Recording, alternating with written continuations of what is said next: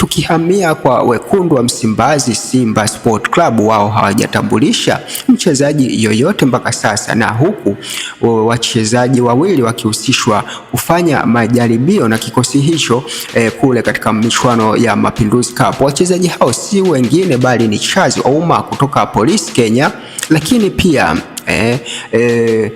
Bright kutoka pale, raia wa Uganda ambaye anatokea katika kikosi cha KCCA. Naam, lakini unaonaje hii hali ya kufanyia majaribio wachezaji? Je, inaleta thamani ya kikosi ama ni kushusha hadhi ya timu kama Simba?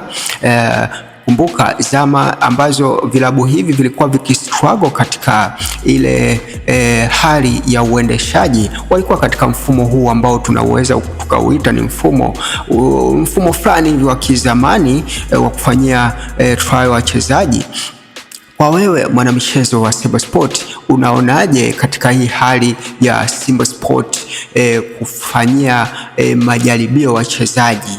Je, ni tatizo la skauti ama ni tatizo la uendeshaji wa timu umebadilika? Unaweza ukatoa maoni yako kunako YouTube Seba TV, lakini kunako Instagram Seba_Sport TV, lakini kunako Facebook Seba_Sport 255.